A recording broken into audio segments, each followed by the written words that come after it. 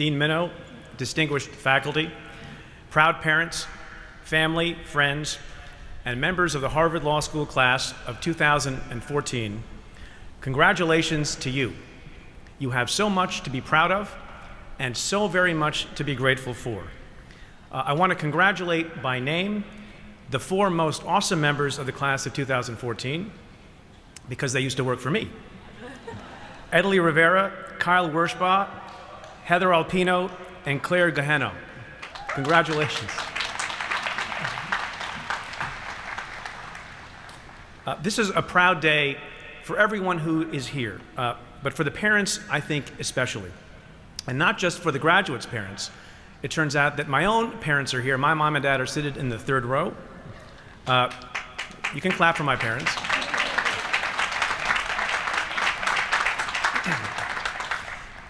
So a few months ago, my dad calls me when he sees the announcement that Harvard Law School put out about the program, and he tells me that he and Mom were going to come up for it.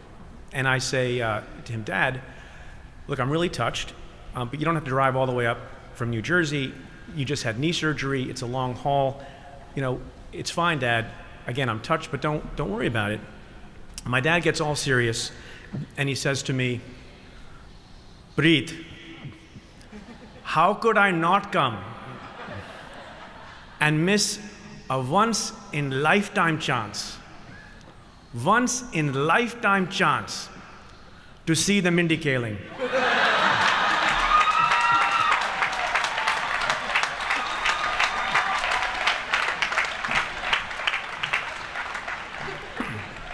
Look, that's fine. Mindy's parents are here to see me. So, you know, yes, we've got 2 Indian Americans today for the price of 1. Apparently it's India Day at Harvard Law School. I hope that you enjoyed the lamb vindaloo and the chicken tikka masala that will be served after. Not to belabor the point, but I am curious about how the decision-making process worked. Like, how did that meeting go exactly? I imagine these guys, your class marshals, were sitting around and someone says, we got the US attorney, Preet Bharara is coming. And then another class marshal said what? You know, I was just thinking, as long as we're going Indian, maybe we should have a funny Indian, you know? Again, don't get me wrong, I love the Mindy Kaling. But I can't help but get the feeling that Harvard was a little concerned, you know, asking themselves, can Bharara really carry the whole program? And obviously it determined no. So, you know, I'm a little hurt because I did some research and I understand that 2 years ago you asked Attorney General Eric Holder to be your Class Day speaker. Apparently you did not feel the need to also invite Chris Rock.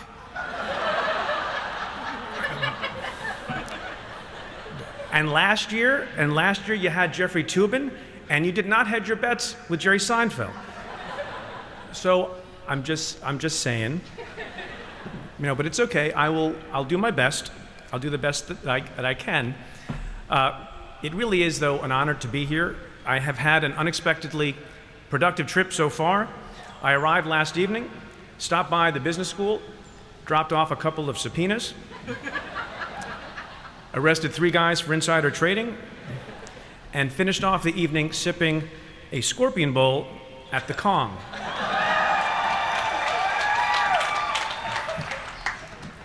By the way, I hope you've gotten to know your business school colleagues because they are your future clients. So anyway, I'm sitting at the Hong Kong restaurant, which I will note has changed like not at all in the 24 years since I used to be a regular patron when I was in the college. And so I'm sipping the Scorpion Bowl through that ridiculous kiddie straw that they give you, and reviewing my prepared text for today, which was replete with lofty quotations from Oliver Wendell Holmes and Felix Frankfurter, and of course one Mr. Langdell. And then I had what people call a moment of clarity that will happen to you when you drink a Scorpion Bowl. And the moment of clarity was this: you don't really want or need me to read and quote from legal scripture. Not on class day, at least, and especially when you haven't even given us caps and gowns.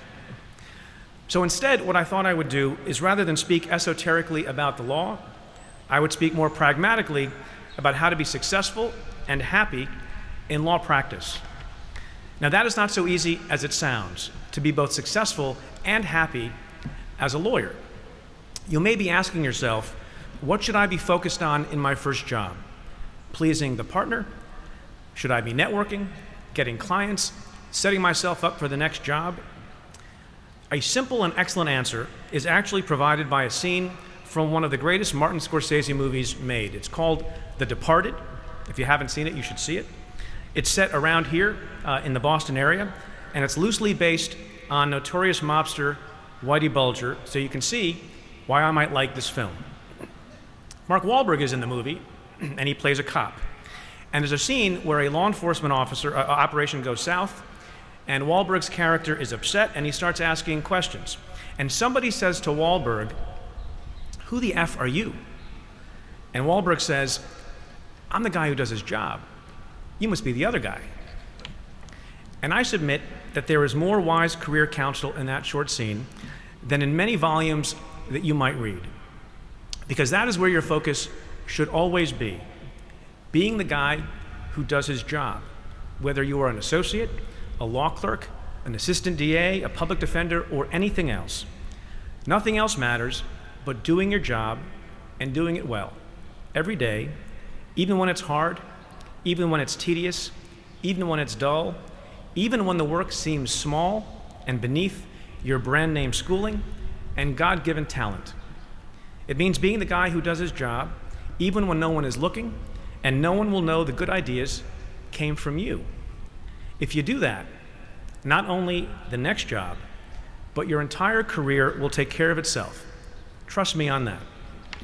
Let me put it a different way. Almost exactly 4 years ago today, Philadelphia Phillies pitcher Roy Halladay achieved one of the most rare and difficult things in all of sports. He pitched a perfect game. 9 innings, no hits, no walks, 27 up, 27 down. He was perfect, and he is in the history books because of it. Then 4 months later, on October 6th of that year, in the very same season, Halladay threw a no-hitter. Not quite perfect, but pretty darn close. He did it, by the way, in a playoff game. In all of baseball history, only 2 people have ever thrown a no-hitter in the postseason. Just 2. The Phillies pitching coach was asked by a reporter what advice he had given his ace. And the coach said that he had given Roy Halladay a simple instruction. He said, go out there and try to be good. If you just go out there and try to be good, you've got a chance to be great. And that is literally the best advice that I have ever heard. It has stayed with me, and I hope it stays with you. I think there is a tendency for people like you who are so successful and so accomplished and so credentialed to think every endeavor is like a baseball game in which you're going to go out and pitch a perfect game, but it doesn't work that way. You should have high aspirations. You should want to be monumentally successful, but you've got to do it one pitch at a time. It sounds cliche, but you've got to do it one pitch at a time. Pitch after pitch after pitch. That's what develops into a perfect game, or by analogy, an outstanding career. And by the way, no one who ever pitched a perfect game in baseball went to the mound that day expecting to do so. Because not only is that unrealistic, it is the height of arrogance. And yet I see people all the time make that very mistake. They want to be great before they've learned how to be good. They want to be on the big matter before they've handled a small one. They want to try a case before they've argued a motion. They want to be generals before they have been good soldiers. But first, I submit, you have to learn some craft. Actually learn how to practice law in whatever area you first pick. Craft and competence will always matter more than connections, but in a lot of places, people often behave in a way that suggests the reverse is true. So learn some craft. You will stumble. It won't always go great. It didn't for me. I remember the first major deposition I ever took. I couldn't figure out how to ask a proper question, It got so bad that the adversary asked for a break and then apologized to the court reporter, and I didn't understand what he was apologizing about, and I realized he was apologizing for me. So that kind of hurt a little bit. I never forgot that, but I got better, and you will too. And once you have learned your craft and learned it well, you will be in good stead always. And I guarantee you will be swimming in opportunities. Let's talk about humility for a moment. Humility, I think, is underrepresented and undervalued in law practice, which is too bad. So why is humility important? Mostly so you don't become unbearable. And also because it will keep you open-minded and striving to always do better. So find someone in your life who will help keep you humble. Luckily, I have an abundance of those people in my own life. My daughter, for example, quick true story, she is now 13, but 3 years ago, we had just won a big white-collar case, and there was a nice profile about her dad in the New York Times, and I thought I should have my daughter read this so she can be proud of Dad. So she begrudgingly read the article, and at the end I recall that it ends with a quote for me that's very sort of finger-waggy and chest-thumpy about how we're not going to stop fighting against Wall Street crime. So my daughter finishes reading the article and looks up, and I'm waiting to see what my daughter is going to say and how proud she is of her father. And she said, rolling her eyes slightly, and this is a direct quote, "Daddy, why are you such a drama queen?" So be sure you have people like that in your life. If you don't, my daughter is available.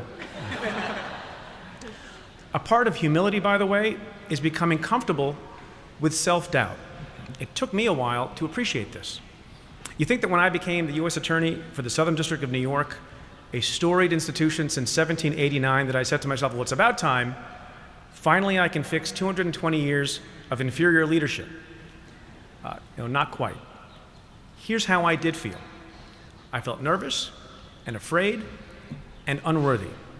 I was terrified that I might not live up to the tradition of that great place, that I might not ultimately measure up to the job, that I would be a disappointment to the people who had supported me.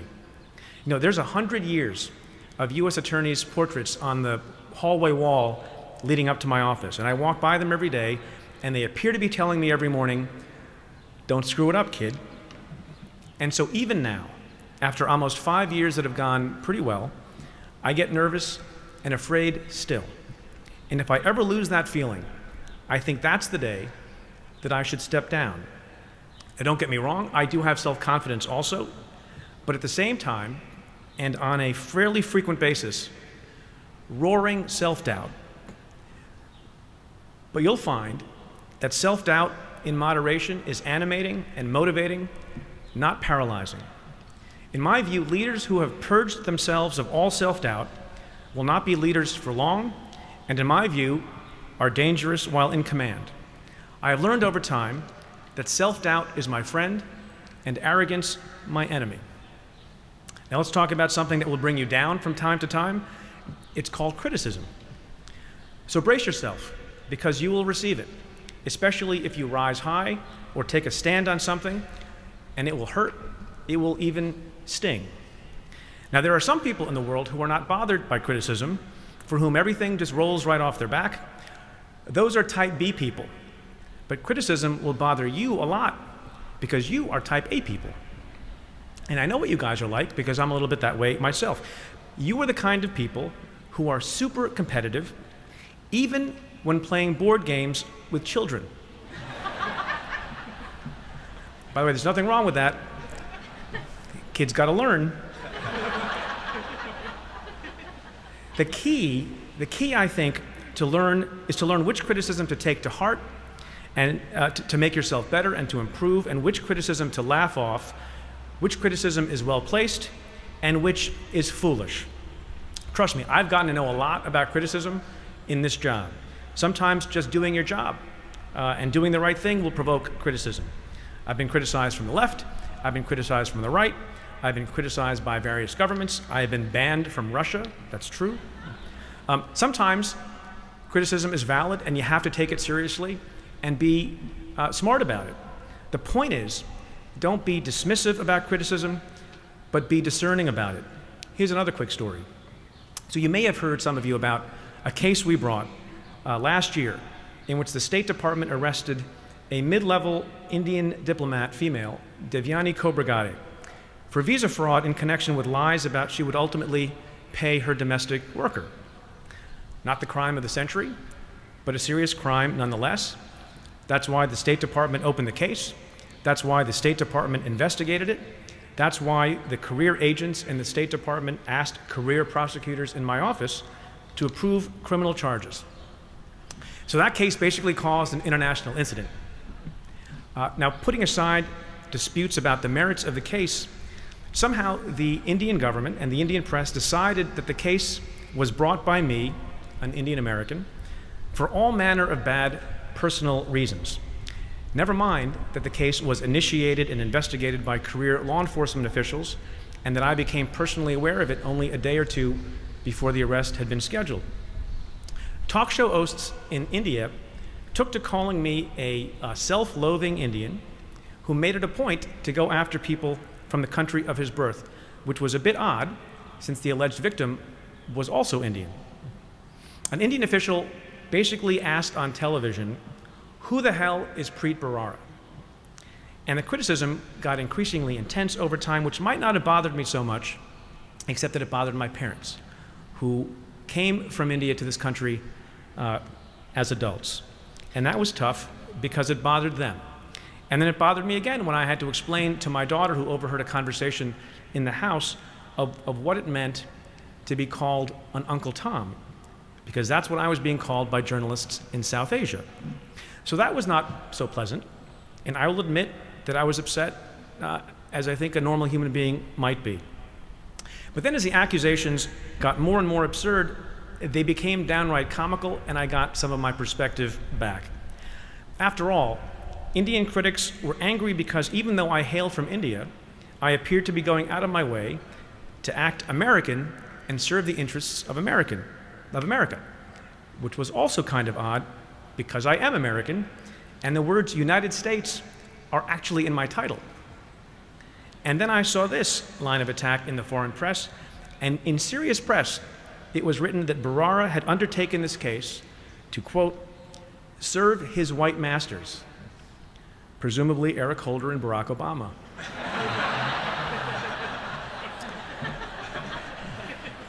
So you get my point. So that is an example of criticism that is stupid.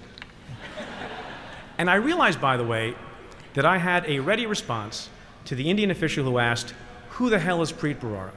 And it's this: I'm the guy who does his job. You must be the other guy. A couple of final general points. Work for good people. Don't work for jerks, no matter how smart and talented you think they are. And don't be a jerk yourself. Also, while you're making your career happen, you are allowed to have fun, even if the job at hand is deadly serious. We have fun at the U.S. Attorney's Office because we never take ourselves too seriously, and I think that's important. Humorlessness correlates directly with pomposity, and I believe also with failure. So now I realize that a lot of this advice seems not unique to the practice of law. Well, there's a reason for that. The practice of law is a lot like any other endeavor in life. It can be messy and difficult and stressful, but the most important advice is the same. Do your job and be humble. Work for good people and be good to those who work for you. Accept criticism, unless it's foolish. Have fun and embrace humor. Like other endeavors, the practice of law is about each pitch, about going out there and trying to be good every day instead of trying to pitch a perfect game on your first try. But I do want to conclude with a thought that is particular to the practice of law, especially for a Harvard Law School graduate. And it's this: the degree you are receiving is a precious and powerful gift. Yes, I know you have worked very hard, but it is a gift nonetheless. So don't squander it. There are people who would give a limb for the gift that you are getting this week. And you should be exceptionally proud of the career that you have chosen. Now, I know that not everyone loves lawyers, and I know that we lawyers are, as a group, much maligned. But I continue to believe in the quaint and uncommon view that to become a lawyer is to join a noble profession. I continue to believe also that there is no one better situated to prevent cruelty, promote equality, and preserve liberty than the person who has genuinely dedicated himself or herself to becoming both a master and a servant of the law. The potential power of a law degree is, I believe, unmatched in American society. No one is better situated to stand up for an ideal, or expose corruption, or champion underdogs, or defend unalienable rights. I think it is not an overstatement to suggest that the power of your degree gives you a degree of power that few possess, fewer know how to use, and fewer still know how to put to good purpose. People spend their entire lives waiting for the chance to do something meaningful, to make a difference in the world. For so many people, too many people, that moment never comes. But you, simply by virtue of your new law degree from Harvard no less, will have that opportunity every single day. And I hope and pray that you will seize it. The world needs you to seize it. Now, I was trying to make it through this speech without quoting anyone more distinguished than Mark Wahlberg. But I saw, and maybe some of you have not seen, the sad news this morning that beloved American author and poet Maya Angelou had passed away. And though she is gone, her words will always be with us.